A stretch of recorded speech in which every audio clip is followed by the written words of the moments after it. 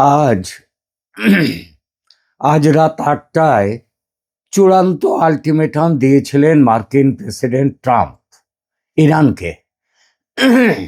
বলেছিলেন, হরমুজ প্রণালী উন্মুক্ত করে দাও, নইলে তৈরি থাকো প্রস্তর যুগে ফিরে যাওয়ার জন্য।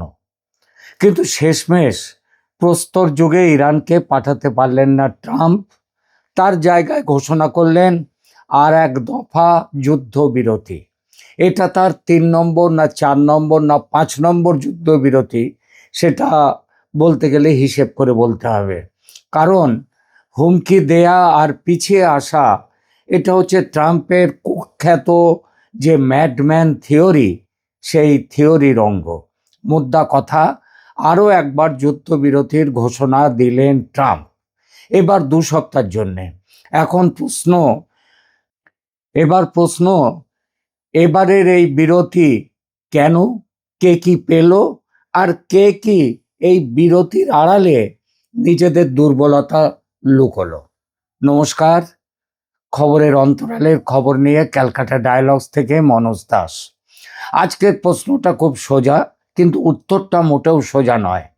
পাকিস্তান আর চীনের ৫ দফা প্রস্তাবের ভেতরে আসলে শান্তির ভাষা ছিল, নাকি বড় শক্তিগুলোর আলাদা আলাদা কৌশলগত খেলা লুকোনো ছিল, সেটা দেখব এখনকার আলোচনায়।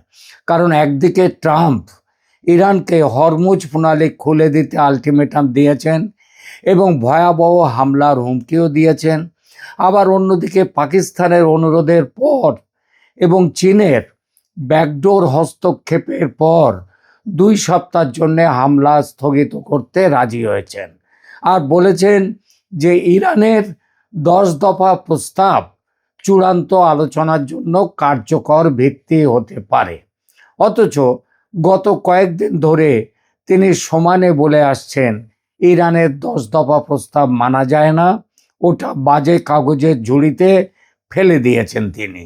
এর মানে বাইরে যা দেখা যাচ্ছে সেটা যুদ্ধবিরতি, কিন্তু ভেতরে চলছে আমেরিকার সময় কেনা, চাপ ধরে রাখা, মুখ রক্ষার চেষ্টা আর নতুন শক্তির ভারসাম্য তৈরির লড়াই। যুদ্ধবিরতির জন্য পাকিস্তান ও চীনের ৫ দফায় কি বলা আছে সেটা প্রথমে মনে রাখুন। সেখানে বলা আছে, অবিলম্বে যুদ্ধ বন্ধ, ১. আঞ্চলিক সার্বভৌমত্ব ইরানের সেটা নিশ্চিত করা, নিরাপত্তা নিশ্চিত করা। ৩. বেসামরিক লক্ষ্যবস্তুতে হামলা বন্ধ, এবং ৪. হরমুজে নৌ চলাচল নিরাপদ রাখা, এবং জাতিসংঘ ৫ নম্বর জাতিসংঘ সনদের ভিত্তিতে বড় ধরনের শান্তি কাঠামো গড়া, যেখানে বেসামরিক স্থাপনা আক্রমণের লক্ষ্যবস্তু হবে না। কাগজে কলমে এগুলো খুব নিরপেক্ষ শোনালেও বাস্তবে এই ভাষার মধ্যে এমন এক ধরনের অস্পষ্টতা, সবার জন্য গ্রহণযোগ্য অস্পষ্টতা রাখা হয়েছে, যাতে কেউই প্রকাশ্যে হার মানছে না, কিন্তু সবাই কিছু না কিছু লাভ তুলতে পারছে, আবার সবাই কিছু না কিছু ক্ষতিও হচ্ছে, আবার ওই যে ক্ষতি হারাচ্ছে সেটা। আর ঠিক এই জায়গাটাই পুরো গল্পের কেন্দ্র। প্রথমে দেখি কে কি পেল। চীন এই প্রস্তাবের ভেতর দিয়ে প্রথমত হরমুজ প্রণালীর নিরাপত্তা চাইছে, কারণ উপসাগরীয় অস্থিরতা জ্বালানি সরবরাহকে আঘাত করে, আর সেই আঘাত সরাসরি বৈশ্বিক বাজারের সঙ্গে চীনের অর্থনৈতিক স্বার্থেও আঘাত লাগে। দ্বিতীয়ত, বেইজিং নিজেকে এমন এক মধ্যস্থতাকারী হিসেবে তুলে ধরতে চাইছে যে আমেরিকার মতো শুধু সামরিক ভাষায় কথা বলে না, বরং সংকট ঠান্ডা করতে পারে মাথা ঠান্ডা রেখে। ফলে মধ্যপ্রাচ্যে তার কূটনৈতিক প্রভাব কিন্তু বাড়বে। অর্থাৎ চীন যা পেল তা শুধু যুদ্ধবিরতির কৃতিত্ব নয়, বরং শান্তির ভাষা ব্যবহার করে নিজের ভূকৌশলগত ও জ্বালানি নিরাপত্তার জায়গা আরও পাকাপোক্ত করে ফেলল। পাকিস্তানের লাভ সেটাও কম নয়, কারণ এই যুদ্ধ দীর্ঘ হলে পাকিস্তানের সীমান্ত নিরাপত্তা, জ্বালানি ব্যয় এবং আঞ্চলিক অবস্থান সব কিছুর ওপর চাপ বাড়ত। কিন্তু শুধু ঝুঁকি কমানোই না, ইসলামাবাদ এখন নিজেকে এমন এক দরকারি খেলোয়াড় হিসেবে তুলে ধরতে চাইছে বিশ্বের কাছে, যার ফোন ধরতে হয় ওয়াশিংটনকে, আর যার মাটিতেই যুক্তরাষ্ট্র ইরান আলোচনায় বসতে পারে। খবরে প্রকাশ, পরবর্তী যুদ্ধ বন্ধের আলোচনা ইসলামাবাদে খুব শীঘ্র শুরু হতে চলেছে। সহজ করে বললে, পাকিস্তান এই সংকটকে হুমকি থেকে কূটনৈতিক সম্পদে বদলানোর চেষ্টা করছে। আমেরিকা কি পেল? আমেরিকা পেল একটি কৌশলগত বিরতি, যাতে হরমুজ প্রশ্নে পুরো অঞ্চলে বড় যুদ্ধ না ছড়িয়েও ইরানের ওপর চাপ বজায় রাখা যায়, সেইটা পেল। ট্রাম্প প্রকাশ্যে বলেছেন সামরিক লক্ষ্য তার পূরণ হয়েছে এবং দীর্ঘমেয়াদী শান্তির দিকে অগ্রগতি হচ্ছে। এই ভাষা আসলে যুদ্ধ থামানোর সিদ্ধান্তকে রাজনৈতিকভাবে পিছু হটা নয়, বরং নিয়ন্ত্রিত সাফল্য হিসেবে তিনি প্যাকেজ করার চেষ্টা করছেন। এই চেষ্টা যে দেশের ভেতরে ও বাইরে আদৌ কলকে পাচ্ছে না, সেটাও সমালোচকদের সমালোচনায় উঠে এসেছে। মার্কিন কংগ্রেসের ভেতর থেকে শক্তিশালী সমালোচনা উঠছিল ট্রাম্পের ইরান যুদ্ধ নিয়ে। ট্রাম্পের নিজের রিপাবলিকান তারই দলের সেনেটর রন জনসন সহ অনেকে বেসামরিক অবকাঠামোতে ট্রাম্পের হামলার তীব্র নিন্দা ও বিরোধিতা করেছে। আর ডেমোক্র্যাটরা, ট্রাম্পের বিরোধী যারা, তারা তো ট্রাম্পকে সিক, অসুস্থ এবং জেনোসাইডাল বা গণহত্যাকারী মানসিকতার মানুষ বলে আক্রমণ করেছে। আন্তর্জাতিক আইন বিশেষজ্ঞরা ট্রাম্পের ওই সেতু ধ্বংস, বিদ্যুৎ কেন্দ্র ধ্বংস, ডিস্যালিনেশন প্ল্যান্ট ধ্বংস, এইসব জায়গায় হামলার হুমকিকে যুদ্ধ অপরাধ হিসেবে চিহ্নিত করেছেন।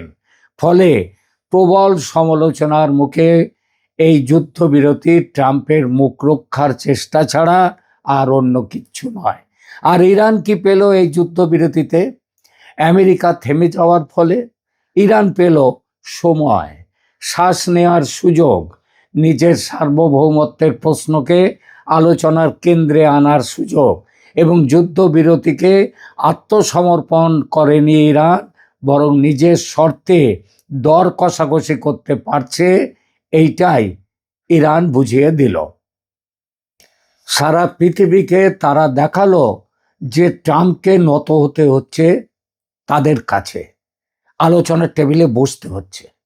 ইরানের যে 10 দফা শর্তকে ট্রাম্প বলেছিল, বাদ ফেলে দিয়েছিলেন বাজে কাগজে জড়িতে, সেখান থেকে তুলে সেই শর্তের প্রেক্ষিতেই ওপরেই আলোচনায় বসতে হচ্ছে। সারা বিশ্ব দেখছে ইরান যুদ্ধবাজ ট্রাম্পকে পিছু মোড় করতে বাধ্য করেছে। এবার আসি কে কি লুকোলো সেই প্রশ্নে। চীন প্রকাশ্যে শান্তির কথা বলছে, কিন্তু আড়ালে তার বড় লক্ষ্য হলো মধ্যপ্রাচ্যে এমন এক প্রভাবশালী ভূমিকা তৈরি করা, যেখানে আমেরিকার সামরিক আধিপত্যের বিপরীতে সে দায়িত্বশীল শক্তি হিসেবে জায়গা করে নিতে পারে। অনেকটা সেই পুরনো সোভিয়েত ইউনিয়নের কায়দা, তবে মাইনাস গায়ের জোর। গায়ের জোরে চীন আসছে না। সোভিয়েত ইউনিয়ন চোখে চোখ রেখে গায়ের জোরে ভয় দেখাতো, আমেরিকাকে কোনো কাজ করতে গেলে আমেরিকাকে ভাবতে হতো। আমেরিকা চিরকাল গায়ের জোরে ঘটনার কেন্দ্রে থাকার চেষ্টা করেছে। সোভিয়েত পাল্টা জোর দেখিয়ে আটকে দিয়েছে। কিউবা দখল আটকে দিয়েছিল সোভিয়েত। 71-এ বাংলাদেশের স্বাধীনতা যুদ্ধ আটকাতে 7ম নৌবহর পাঠিয়েছিল আমেরিকা। সোভিয়েতের পাল্টা হুমকিতে ভেস্তে যায় সে প্ল্যান, যার জন্য বাংলাদেশ আজ স্বাধীন। এরকম অজস্র উদাহরণ। আজ সোভিয়েত থাকলে ভেনেজুয়েলা থেকে মাদুরোকে তুলে আনতে পারতেন না ট্রাম্প, ইরানে এভাবে ঝাঁপাতে পারতেন না। চীন এখন সোভিয়েতের সেই ভূমিকায় যেতে চাইছে, সরাসরি যুদ্ধের পক্ষে নয়, কিন্তু সে এটাও চায় না যে অঞ্চল এমনভাবে অস্থির হোক যাতে তেল সরবরাহ, শিপিং রুট এবং বৈশ্বিক বাজারে অনিশ্চয়তা তার অর্থনৈতিক কাঠামোকে ক্ষতিগ্রস্ত করে। তাই চীনের লুকোনো বার্তা হলো শান্তি চাই, কিন্তু সেই শান্তি এমন হতে হবে যাতে বেইজিংয়ের মর্যাদা, বাণিজ্য, শক্তির অবস্থান একসঙ্গে শক্তিশালী হয়। এই যুদ্ধের পর যে আমেরিকার যেসব আরব মিত্র দেশ, সেখানে কিন্তু চীনের ক্ষমতা বাড়বে, চীনের আধিপত্য বাড়বে। পাকিস্তানও শুধু মানবিক উদ্বেগে নড়ে ওঠেনি, সে জানে বড় শক্তির মধ্যে সেতু বন্ধন করতে পারলে তার নিজের আন্তর্জাতিক দর কষাকষির মূল্য অনেক বেড়ে যায়। দেশে অর্থনৈতিক চাপ, বাইরে নিরাপত্তা অনিশ্চয়তা, এই বাস্তবতায় ইসলামাবাদ এমন একটি ভূমিকা চাইছে যেখানে তাকে সমস্যার অংশ নয়, সমাধানের প্ল্যাটফর্ম হিসেবে দেখা হবে। তাই পাকিস্তান যা লুকোলো তা হলো এই মধ্যস্থতা কেবল শান্তির জন্য নয়, এটা তার আন্তর্জাতিক বৈধতা ও কৌশলগত গুরুত্ব ফেরত পাওয়ার প্রকল্প। ট্রাম্প প্রশাসনও অনেক কিছু লুকিয়েছে, কারণ বারবার হুমকি দেওয়ার পর 2 সপ্তাহের বিরতিতে তার যাওয়াটা দেখায় যে যুদ্ধক্ষেত্রে হিসেবের সঙ্গে বাজার, অর্থনীতি, জ্বালানি, মিত্রদের উদ্বেগ এবং ঘরোয়া রাজনীতির বাস্তবতা জড়িয়ে গেছে। যুক্তরাষ্ট্রের ভেতরেই এই ওঠানামা নিয়ে প্রশ্ন উঠেছে, কারণ ট্রাম্পের অবস্থান মার্চ থেকে সেই ফেব্রুয়ারির 28 থেকে এপ্রিল পর্যন্ত বেশ কয়েকবার বদলেছে। কখনো তীব্র হুমকি, কখনো যুদ্ধবিরতির ইঙ্গিত, আবার কখনো নতুন চাপ। ফলে ওয়াশিংটন যা লুকোতে চায় তা হলো এই বিরতি আদর্শিক শান্তি বা ইচ্ছার ফল নয়, বরং ব্যয় সাপেক্ষ অনিশ্চিত যুদ্ধে পুরোপুরি যেতে চায় না বলে একটি হিসেবি বিরতি দিল, পরেরটা পরে দেখা যাবে। ইরানও কেবল শান্তির ভাষা বলছে না, সে চাইছে যুদ্ধবিরতির ভেতর দিয়ে নিষেধাজ্ঞা শিথিলতা, ক্ষতিপূরণ এবং জব্দ সম্পদ মুক্তির মতো বড় রাজনৈতিক ও অর্থনৈতিক এজেন্ডা আছে তার। ইরানের বার্তা হলো, যুদ্ধ থামাতে হলে শুধু গুলি বন্ধ করলেই হবে না, ক্ষমতার সমীকরণ বদলাতে হবে, ক্ষতিপূরণ দাও। অর্থাৎ তেহরান যা লুকোলো তাহলে এই বিরতি তার জন্য মূলত সময় কেনা, শর্ত বদলানো, নতুন করে চাপ সৃষ্টি করা, করে দর কষাকষির জায়গা বাড়ানো। ইসরায়েলের হিসেব কি? এবার আসি সবচেয়ে গুরুত্বপূর্ণ অংশে। ইসরায়েল কি চায়? বিভিন্ন প্রতিবেদনে দেখা যাচ্ছে ইসরায়েলি কর্মকর্তারা মনে করছেন এখনই যুদ্ধবিরতি আগেভাগে হয়ে যাবে, এটা তারা চায় না। তারা চায় সামরিক অভিযান আরও কিছু সময় চলুক, যাতে ইরানের পারমাণবিক ও ক্ষেপণাস্ত্র সক্ষমতাকে আরও গভীরভাবে ক্ষতিগ্রস্ত করা যায়।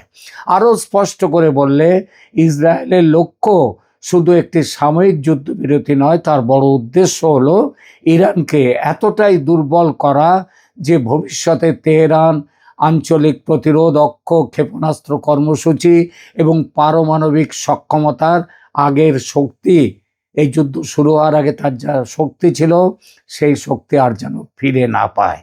কিছু রিপোর্টে এমনও এসেছে যে নেতানিয়াহু ট্রাম্পকে যুদ্ধবিরতিতে না যেতে প্রচণ্ড চাপ দিয়েছেন। তিনি বলেছেন এই মুহূর্তে থেমে গেলে ইসরায়েলের সামরিক লক্ষ্য অসম্পূর্ণ থেকে যেতে পারে। একই সঙ্গে মার্কিন শর্তের মধ্যে ইউরেনিয়াম হস্তান্তর এবং সমৃদ্ধকরণ বন্ধের বিষয় থাকলেও ইসরায়েলের দৃষ্টিতে এগুলো যথেষ্ট নয়, কারণ তাদের উদ্বেগ কেবল পারমাণবিক অস্ত্র নয়, তারা ইরানের সামগ্রিক আঞ্চলিক সক্ষমতা ভেঙে দিতে চায়, ইরানকে দমন করে রাখতে চায়।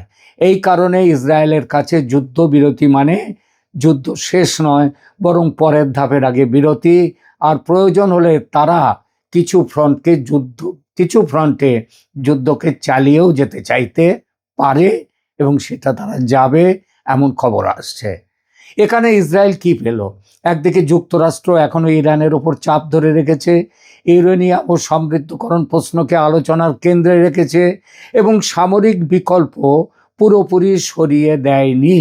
কিন্তু কি পেল না? নিশ্চিতভাবে সেই দীর্ঘযুদ্ধ, যা ইসরায়েলের মতে ইরানের শাসন ব্যবস্থাকে আরো গভীরভাবে নাড়িয়ে দিতে পারে।